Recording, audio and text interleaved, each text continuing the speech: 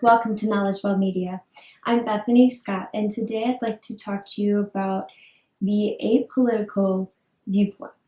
What I mean by the apolitical viewpoint is someone who doesn't necessarily vote one party or another, who doesn't exactly share their opinion out loud, who keeps themselves out of the political realm, decides when they want to vote, if it's important enough for them to vote, and generally doesn't vote on many occasions, depending on how they feel about the candidates. Mostly because those type of people, they don't view political viewpoints as something that needs to be expressed in a public forum, maybe to your spouse or sometimes to people of like faith or somebody that you have a connection with that they seem to be on the same page as you, so you share it with them. But for the most part, it doesn't get put out for the general public to know about, or, it's not on Facebook for everyone to see, so to speak. I personally grew up in a family where we were apolitical. We didn't talk politics over the dinner table. We didn't share or express what we were feeling about what idiot candidate was running or how they were mudslinging the other candidate. We just let it be. And when it came to politics, if you knew someone else in your family had a different viewpoint than you kept your mouth shut.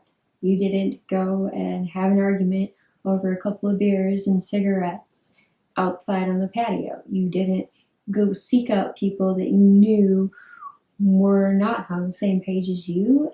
You just let them be. And so I grew up in this middle-class family who some days were good, some days were bad, but we just left politics be. And so now I'm seeing a difference in our political realm. I'm seeing that it's not necessarily right versus wrong. Everything is a gray area, which means that we end up with candidates who are celebrities. We end up with candidates who they got voted in because that was the only name on the ballot that people generally knew who they were. Doesn't mean that they knew everything they stood for or everything that they were going to plug or push for while running for office.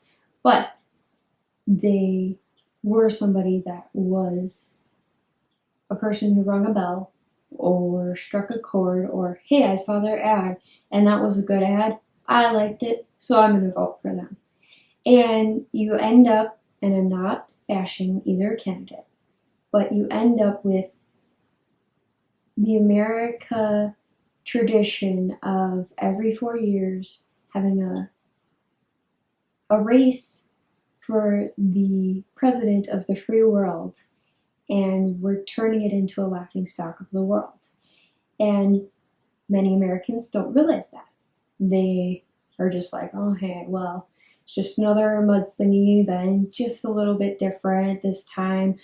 Some people don't care to take the time to know who's going for what. They don't care to watch the debates or follow everybody's ranting on Twitter and Facebook.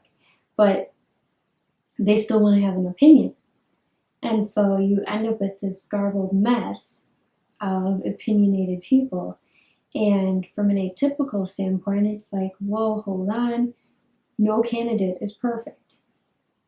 No candidate ever will be perfect. I don't even think that back in the day, Abraham Lincoln wasn't perfect. He was a failed businessman. He failed at a lot of things. Yet he was who we needed at the time. And that's where I think that our political change has come about. And I know that right now we are living in a very messed up society where we are on the verge of government takeover, where we potentially could become a communist country, and I'd hate to say that, but we're on that verge of almost being there because we are so out of control, we are so into our self-gratification that we just need everything that we want to get in an instant. We don't want to wait. And if you get in our way, we're going to just take it from you. We're going to just steal it from you. And our government sees us doing this, and they're like, hold on. You got to follow the rules. You got to follow the laws that we've placed. And some of these politicians are like, well, they're not going to follow the law anyways. Might as well change it. Might as well give them more freedoms. And in the long run, we end up self-destructing because we have so many freedoms that weren't there 5-10 years ago that we're like, oh yay, let's overboard. And we end up hurting ourselves more than helping. And I just wanted to take a moment to appeal to those who think that their voice doesn't matter, to think that their opinion doesn't matter. Personally, I know that there are times where I feel like I don't matter, that I'm just one person. But if anything, just vote so that you can tell your grandchildren that I voted in the last, heaven forbid, free election of the United States of America. That I voted before the Second Civil War broke out, or before our government was taken over by another government because we couldn't keep ourselves under control. I don't want those things for our future. I don't want those things for our children. But I see that there's a path that we're headed on that is not good. And we need to have a candidate, whichever candidate you think is going to do it. We need a candidate in the White House that will change the path that we are currently on. Because this path is destruction. I can see it, many others can see it, and I hope you see it too.